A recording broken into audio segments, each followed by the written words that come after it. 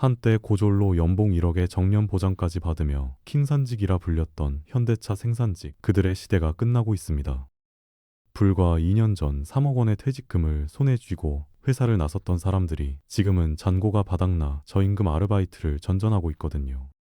그런데 더 충격적인 건 같은 시각 현대차가 로봇 도입을 발표하자 주가는 폭등했다는 겁니다. 도대체 무슨 일이 벌어진 걸까요? 오늘은 이 몰락의 전말을 추적하고 일론 머스크가 예언한 노동의 종말 시대를 어떻게 준비해야 할지 이야기해 보겠습니다.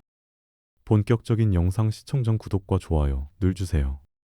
시계를 2017년 여름으로 돌려보겠습니다. 당시 울산 공장은 말 그대로 전쟁터였어요. 에어컨도 제대로 안 나오는 작업장에서 땀 흘리며 일하던 조합원들, 그들 5만 명이 투표함 앞에 섰죠.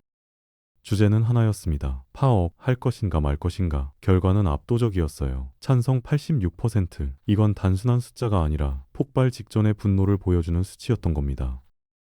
그런데 노조가 회사 측에 내민 요구안을 보면 입이 벌어질 수밖에 없어요. 기본급을 15만 원이나 올려달라는 거였죠. 여기에 더해 회사 순이익의 30%를 성과급으로 나눠달라고 했습니다. 당시 현대차 영업이익이 5조 원이었으니 조합원 1인당 수천만 원씩 더 받겠다는 얘기였거든요.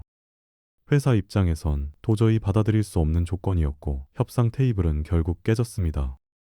그리고 8월 23일 새벽 6시 역사적인 순간이 찾아옵니다. 울산 공장의 모든 생산 라인이 동시에 멈춰선 거예요. 평소라면 하루에 3,700대씩 쏟아져 나오던 자동차가 단 한 대도 만들어지지 않는 초유의 사태가 벌어진 겁니다. 컨베이어 벨트는 멈췄고 용접 로봇의 불꽃도 꺼졌죠.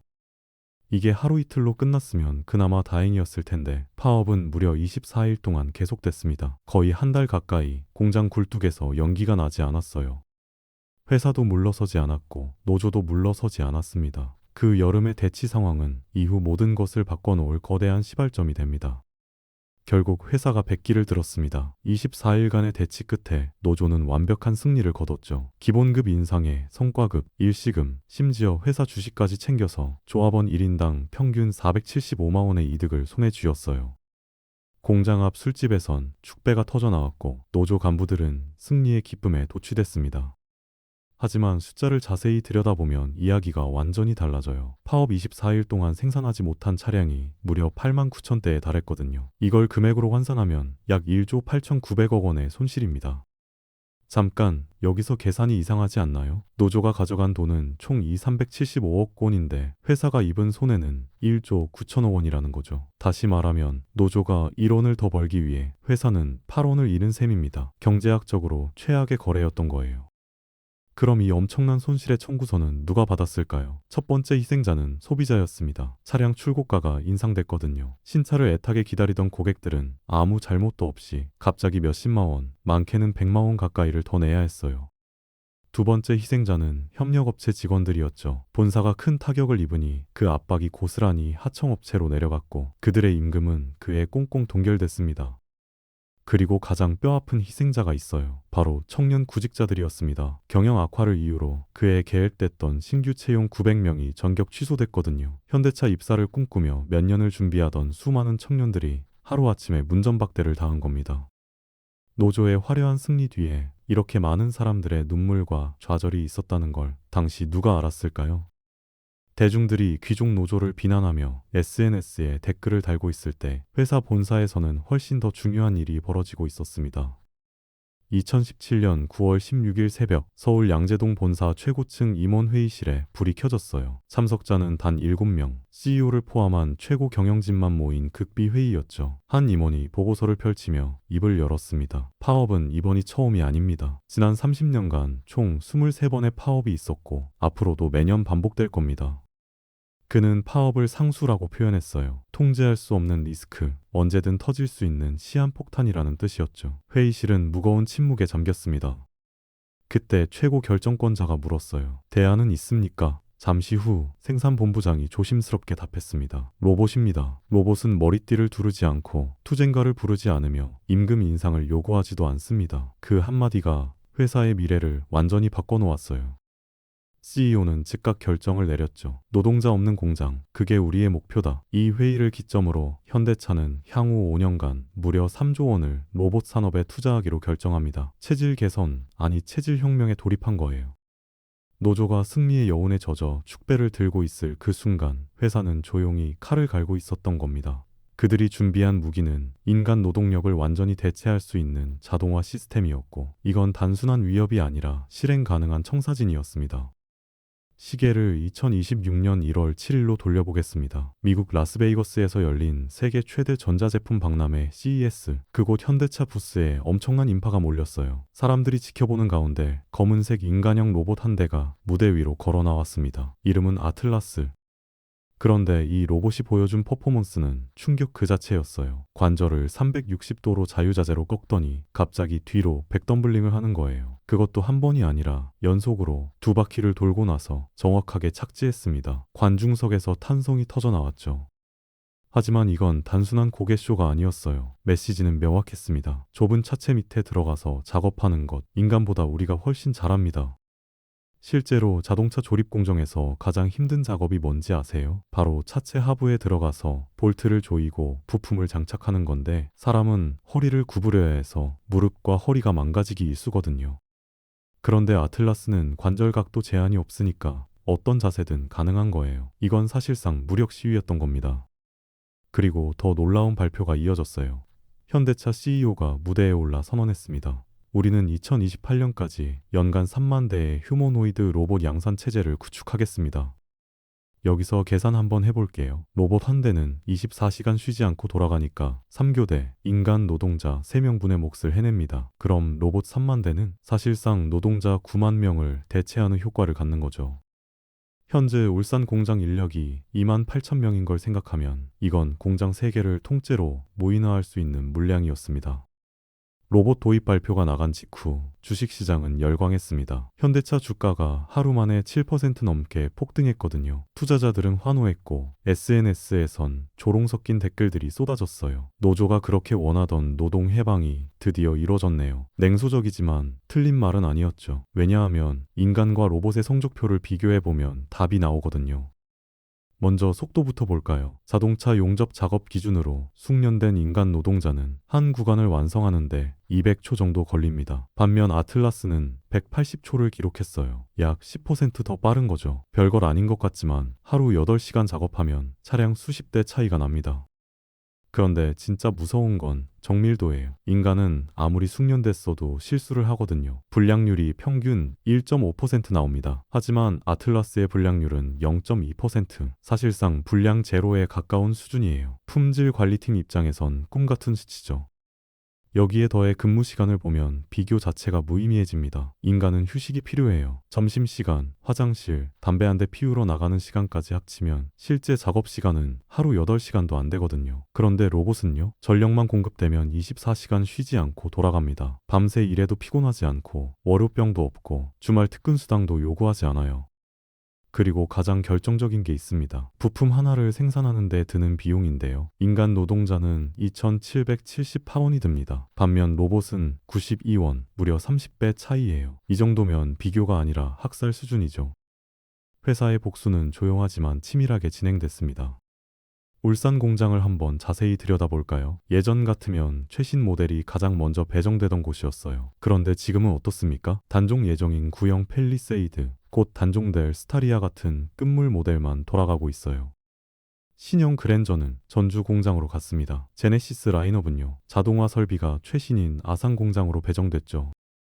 전기차 아이오닉 6는 아예 해외 공장에서 만들어요. 울산은 철저하게 배제당하고 있는 겁니다. 여기서 더 충격적인 숫자가 나옵니다. 울산 공장 노동자 한 명이 1년에 생산하는 차량은 평균 43대예요. 그런데 미국 엘라베마 공장 노동자는 셀슌 4대를 만들어냅니다. 거의 2배 차이죠. 이게 능력 차이일까요? 아니에요. 울산 노조가 지난 수십 년간 무엇을 위해 싸워왔는지 생각해보세요. 컨베이어 벨트 속도를 늦춰달라, 작업 강도를 낮춰달라, 이런 요구만 반복했거든요. 그 결과 생산성이 바닥으로 떨어진 겁니다. 회사 입장에서 여기에 최신 설비를 투자할 이유가 있을까요? 당연히 없죠. 실제로 지난 10년간 울산에 투입된 설비 투자 금액은 고작 3조 원입니다. 같은 기간 아산 공장에는 얼마가 들어갔을까요? 무려 8조 원이에요. 회사의 투자 중심축이 완전히 이동한 거죠. 울산 공장 노동자 중 한 명이 이렇게 말하더군요. 우리가 지키려던 게 일자리였는데 결국 우리 손으로 무너뜨린 것 같아요. 뼈아픈 자각이지만 이미 늦었습니다. 공장은 늙어가고 있고 미래는 다른 곳으로 옮겨갔으니까요. 회사는 똑똑했습니다. 강제 해고 같은 칼질은 하지 않았어요. 대신 달콤한 미끼를 던졌죠. 희망 퇴직하시는 분께 3억 원을 드리겠습니다. 위로금이라는 그럴듯한 이름을 붙여서요. 2020년 당시 울산 생산직은 3만 5천 명이었어요. 그런데 불과 4년 만에 2만 8천 명으로 줄어들었습니다. 무려 7천 명이 회사를 떠난 거죠. 그들의 머릿속엔 장밋빛 미래가 그려져 있었어요. 3억이면 건물주 될 수 있잖아. 치킨집 차리면 대박 나겠지? 회사 밖 세상을 몰랐던 겁니다.